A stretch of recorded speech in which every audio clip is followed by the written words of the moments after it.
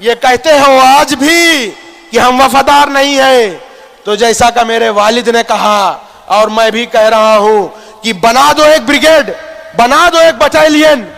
पाकिस्तान तो कुछ भी नहीं है, दे दो हमें उसमें हिस्सेदारी, ले चल के खड़ा कर दो चीन के बॉर्डर पर। अगर जितना वो घुस आया है हम ना घुस गए तो हम शहीद हो जाएंगे, लेकिन हम वफादारी से पीछे नहीं हटेंगे। यह मेरी हैसियत नहीं है कि मैं कोई सियासी भाषण दूं,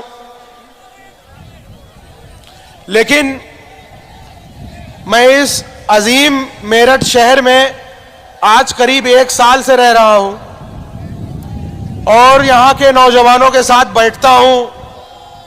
यहां चाय का बहुत शौक है नौजवानों में, तो जब मैं बैठता हूं तो नौजवानों से बात करता हूं और अपने बड़ों की, अपने बुजुर्गों की दुआएं लेता रहता हूं।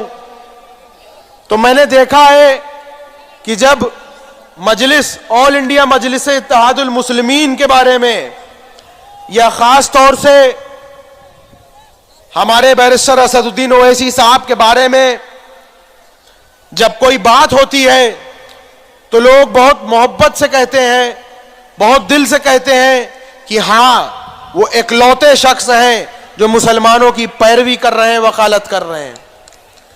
इस बात का लोग एहसास भले करते हैं, लेकिन फिर न जाने उनके दिलों में, दिमागों में क्या बसा हुआ है कि जब मैं उठ के वहां से चलता हूं तो लोग कहते हैं, धीरे से कहते हैं कि अगर वोट दे दिया तो बीजेपी आ जाएगी। लोग ये कहते हैं कि अगर वोट दे दिया तो बीजेपी आ जाएगी। तो आप बुजुर्गों से और आप बड़ों से एक मैं सवाल खड़ा करना चाहता हूं कि मान लीजिए एक बार को आप सापा को या बसपा को या कांग्रेस को वोट दे देते हैं।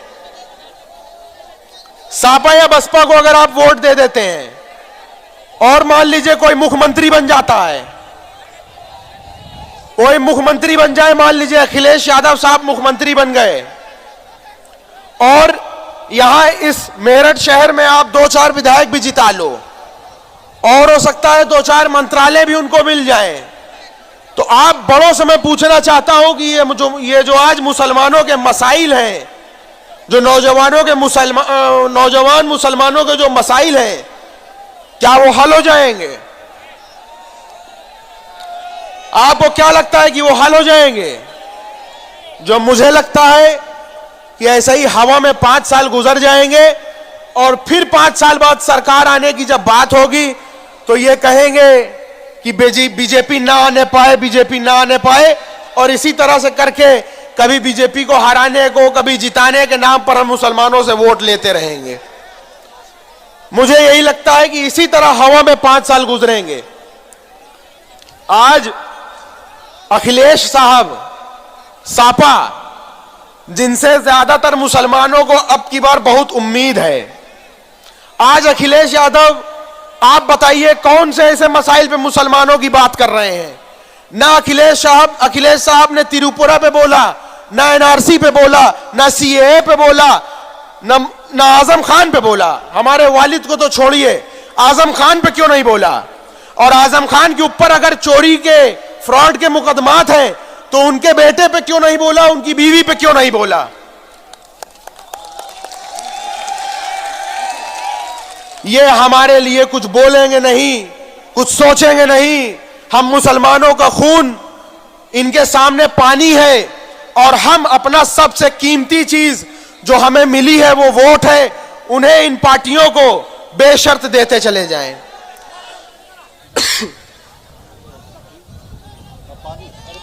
अपनी सबसे कीमती चीज बेशर्त इन्हें देते चले जाएं।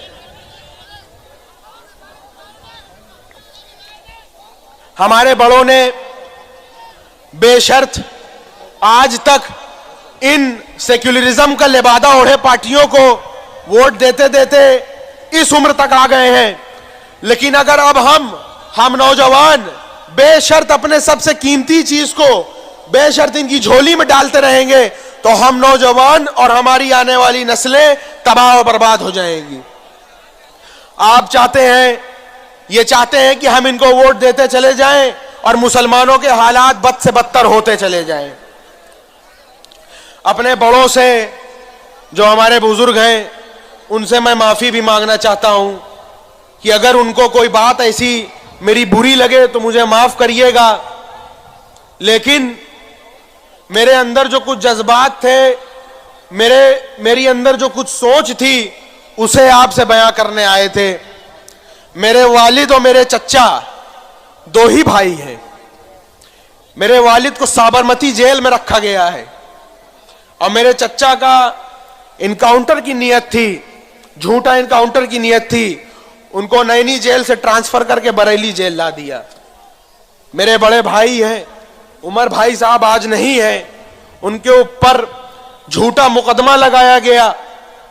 सपा की सरकार में हमारे वालिद को जेल भेजा गया। मेरे बड़े भाई के ऊपर झूठा मुकदमा लगा करके उन पे 2.5 लाख का इनाम रख दिया गया।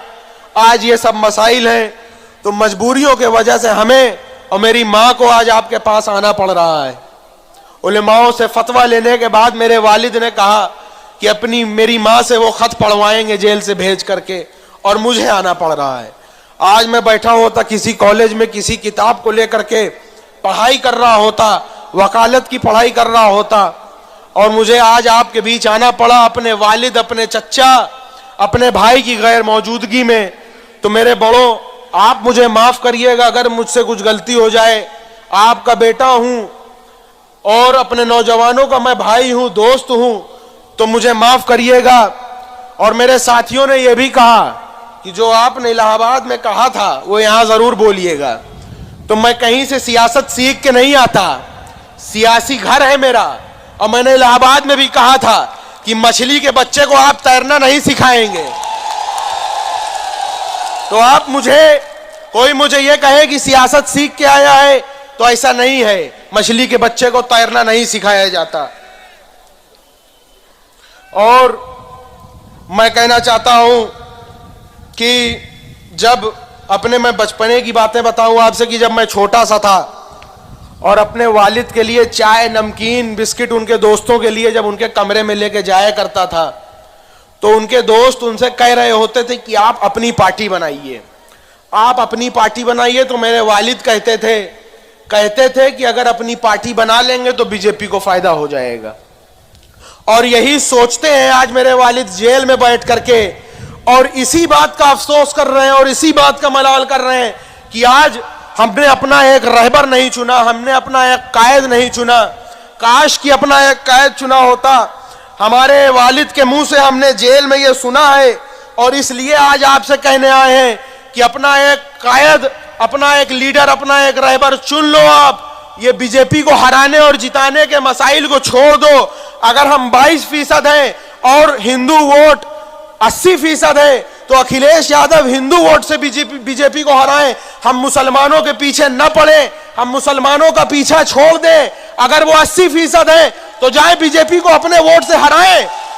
और हमारे पीछे पड़े रहते हैं, हमसे इनको क्या लेना देना। ये हमारे मसाइल पे नहीं बोलेंगे। हमारे लोगों के, हमारे नौजवानों के इनकाउंटर करे जाते हैं, जेलों के पीछे डाला जाता है, नौकरियों में हिस्सा नहीं दिया जाता है, ये हमसे पीछा छुड़ाते हैं। तो ये जाए बीजेपी को बीजेपी के वोट से हराएं, हमारे पीछे न पड़े। यही आपके बात लेकर के आए हैं आपके पास कि हम मुसलमान, अगर वोट का समुंदर है, अगर हम 21-22% है, तो हमें जरूरी नहीं है कि हम समुंदर है तो हम नदी नालों में जाके मिले। उन्हें जरूरी है, उनके लिए जरूरत है कि वो हमारे पास आकर के मिले।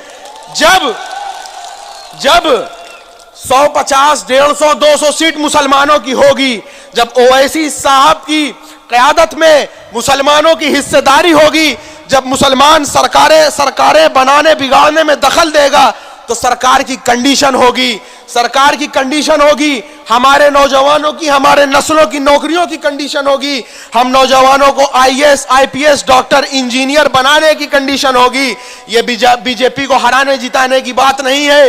ये मुसलमानों, हम लोगों के मसाइल को और आने वाली नस्लों को उनका हक हिस्सा दिलाने की बात है। तो आपसे गुजारिश करना है कि आप अपना अमीर चुनिए। और सबसे जरूरी बात, ये जो हमारे ऊपर जो आज ये हमारे ऊपर जो खतरा है, ये खतरा न बीजेपी के वजह से है न किसी और के वजह से है, ये खतरा हमारे अपने आप के खुद के वजह से है।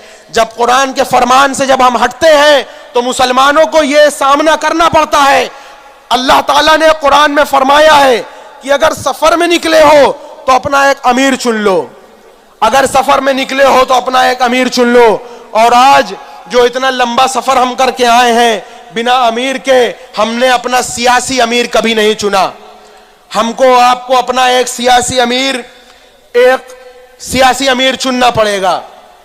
इसी की कीमत आज मुसलमान चुका रहा है, बंटवारे की कीमत मुसलमान चुका रहा है।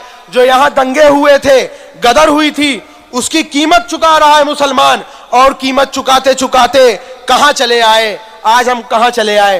पहले तो कांग्रेस ने कीमत वसूल किया और अब ये धर्मनिरपेक्षता का लिबादा ओढ़े जो पार्टियां आई हैं, याद रखना मेरे भाइयों, ये धर्मनिरपेक्षता का लिबादा ओढ़े हुए हैं।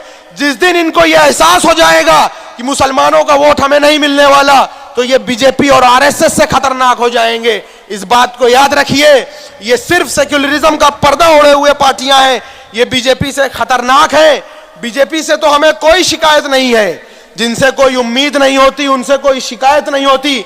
अगर हमें शिकायत है तो इन पार्टियों से है, अगर हमें शिकायत है तो इन पार्टियों से है जिन्होंने हमारा वोट लिया, हमारा इस्तेमाल किया, अपनी सरकारें बनाई। 7% 8% वालों ने अपनी सरकारें बनाई, बेशर्त हम वोट देते चले गए और इन्होंने हमारे मसाइल न देखे, न बोले, न हमारे लिए कोई काम किया। बीजेपी तो हमारी खुली दुश्मन है, बीजेपी तो हमारी नफरत में, हमारी मुखालिफत में अपनी सरकार चलाती है, अपनी पार्टी चलाती है। लेकिन आज मुसलमानों, हमें अपना अमीर चुनना होगा। हम मुसलमान कभी समीकरण नहीं देखते थे, मुसलमान टॉलरेंट नहीं था, कभी मुसलमान नजरअंदाज नहीं करता था। आज जो एजेंसियां हम लोगों के बीच मुनाफिकीन को भेज रही है, वो मुनाफिक हम लोगों के अंदर नजरअंदाज करने की आदत डाल रहे हैं। हम मुसलमानों के अंदर नजरअंदाज करने की आदत नहीं थी, जहां गलत हो रहा होता था वहां बोल पड़ते थे, नजरअंदाज नहीं करते थे। आज मुसलमान इनटॉलरेंट होता जा रहा है। आप बुजुर्गों से और अपने नौजवान साथियों से ये गुजारिश है कि अपना अमीर चुनिए। आप बताइए कि आजादी के बाद से आज तक हमारा कोई अमीर नहीं था। क्या विश्वनाथ प्रताप सिंह हमारे अमीर थे? कि राजीव गांधी हमारे अमीर थे? कि इंदिरा गांधी हमारे अमीर थी? कि मायावती हैं? कि मुलायम सिंह थे? कि अखिलेश हैं? कौन है हमारा अमीर? आप मुसलमान बताइए। हमारा आपका कोई अमीर नहीं है। हर किसी के अपने अमीर हैं। हर किसी की जो गली मोहल्लों में दबाई हुई आवाज है, उसे उठाने के लिए उनका एक लीडर है, उनका एक अमीर है, उनका एक कायद है। हम मुसलमानों के पास हमारा अमीर नहीं है। हर किसी के कारवां के रहबर हैं, हमारे कारवां का रहबर कोई नहीं है। हमें अपना अमीर तो चुनना ही होगा भाइयों, हमें अपने कारवां का रहबर चुनना होगा। हम मुसलमानों को यह एहसास करना पड़ेगा कि जो मुसलमानों पे खतरा है वो बहुत बड़ा है। मुसलमानों के ऊपर जो खतरा है वो जात, बिरादरी, फिरके पूछ के नहीं आने वाला, वो ये देख के आएगा कि कलमा किसने पढ़ा है, वो कलमा देख करके आएगा। बिरादरी और जात और फिरके देख के नहीं आने वाला। तो आपको जरूरी है कि आप अपना एक अमीर चुने जो आपके गली मोहल्लों की आवाज को ऊपर तक ले जा करके आपके लिए हक की बात करे, आपके लिए लड़े। आप हमसे वफादारी का सबूत मांगते हैं, वफादारी का आप हमसे सबूत मांगते हैं। ऐसे वैसे लोगों को मैं कहूंगा कि आपने पूरे हिंदुस्तान, हिंदुओं भाइयों में और मुसलमानों में बंटवारा ला दिया। पूरे हिंदुस्तान में आपने बाबर बाबर, औरंगजेब का नाम ले लेकर हिंदुओं और मुसलमानों में बंटवारा किया। हिंदुस्तान का जो समाजी ताना बाना था उसे आपने बर्बाद किया, उसको आपने सड़क पे लाके बिगाड़ दिया। दीवालों पे नारा लिख दिया कि मुसलमानों तुम्हारा स्थान पाकिस्तान या कब्रिस्तान। कहते हैं कि तुम्हारा स्थान पाकिस्तान कब्रिस्तान। हमारे पास चॉइस थी, हम चाहते तो पाकिस्तान चले जाते, लेकिन इनके पास चॉइस नहीं थी। हमने ये चुना है और हम इस मुल्क के वफादार रहे हैं और रहेंगे। हमारे पास चॉइस थी, लेकिन हम यहीं पर रहे और हम मर के भी यही की मट्टी में दफन होंगे। और ये लिखते हैं कि तेल लगाओ डाबर का, नाम मिटा दो बाबर का। बाबर तो एक राजा था। बाबर ने जो किया वो इस मुल्क की तरक्की के लिए और यहां की जो उसकी पॉलिसी थी उसके लिए किया, मुल्क को चलाने के लिए किया। और अगर कोई मुसलमान शराबी है, या मैं कहूं अगर मैं खुद शराबी हूं या कोई मुसलमान शराबी है, तो सामने वाला देख करके पूरे मुसलमान की कौम को ये नहीं उंगली उठा सकता कि सारे मुसलमान शराबी हैं। ऐसा नहीं होता है, ये इनको समझना होगा। और इनसे मैं कहना चाहता हूं कि आपने जिस मैदान में मौका दिया उस मैदान में हमने पूरे हिंदुस्तान का नाम रोशन किया, अपने देश का, अपने मुल्क का नाम रोशन किया। अगर आपने हमारे हाथ में बल्ला दिया तो वर्ल्ड कप जिता के लाने वाला अजहरुद्दीन हो गया। अगर आपने हमारे हाथ में तबला दिया, तो तबले का सबसे बड़ा उस्ताद अजमत अली खां हो गया। अगर आपने हमारे हाथ में शहनाई दिया तो हिंदुस्तान का नाम रोशन करने वाला बिस्मिल्लाह खां हो गया। अगर आपने हमारे हाथ में ब्रश दिया तो ये दुनिया का सबसे बड़ा फनकार फिदा हुसैन हो गया। अगर हमारे हाथ में आपने बंदूक दिया तो पाकिस्तान का सबसे ज्यादा टैंक तोड़ने वाला वीर अब्दुल हमीद हो गया। और अगर आपने हमारे हाथ में कलम दी और मौका दिया तो आपके लिए न्यूक्लियर बम बनाने वाला एपीजे अब्दुल कलाम हो गया। कहां कहां हमारा इम्तिहान लोगे। हिंदुस्तान की आजादी के बाद से आज तक हम लोग वफादार रहे हैं और वफादार रहेंगे। मुल्क के लिए हमेशा रहे हैं और हमेशा रहेंगे। और आपने ये कर करके लेकिन हमारे बीच बंटवारा कर दिया।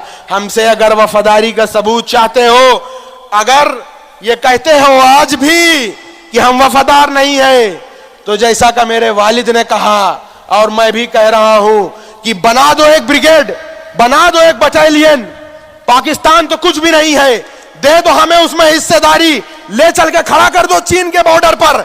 अगर जितना वो घुस आया है हम ना घुस गए तो हम शहीद हो जाएंगे, लेकिन हम वफादारी से पीछे नहीं हटेंगे।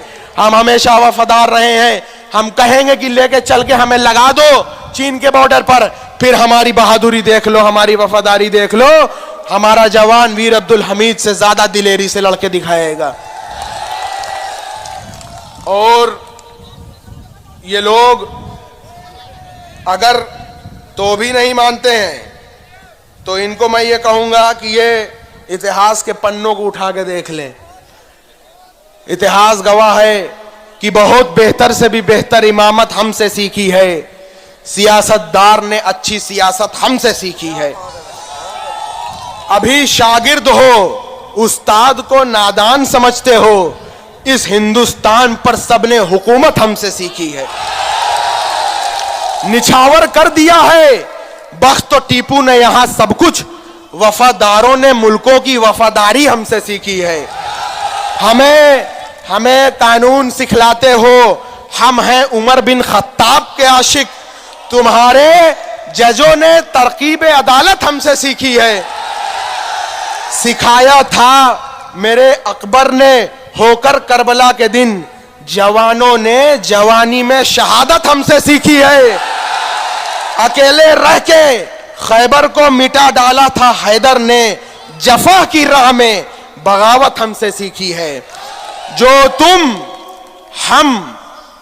तुम कातिल बुलाते हो हम मोहम्मद के गुलामों को, हकीकत यह है कि तुम सब ने मुरव्वत हमसे सीखी है। आपसे यही कहने आए हैं कि अपना एक कायद, अपना एक अमीर चुन लीजिए। मेरे वालिद यही मलाल करते हैं कि हम इनके पीछे चलते चलते अपनी जिंदगी निकाल दी, लेकिन मुसलमानों को ठीक उसी तरह से ये निकाल फेंकते हैं जिस तरह से दूध में से मक्खी निकाल के फेंकी जाती है। आप लोगों से गुजारिश है कि जब हम यहाँ मजबूत हो जाएंगे तो जैसे हमें दूसरों के पास जाना पड़ता है, इंशाअल्लाह दूसरे हमारे पास आएंगे और हमारी सरकार में हिस्सेदारी होगी। यहां पर हमारी हिस्सेदारी होगी और जब यहां से शुरुआत होगी, बिहार में शुरुआत हो चुकी है, इंशाअल्लाह ताला वक्त दूर नहीं है जब हम अपनी हिस्सेदारी, अपना हक खुद से लेने लायक हो जाएंगे।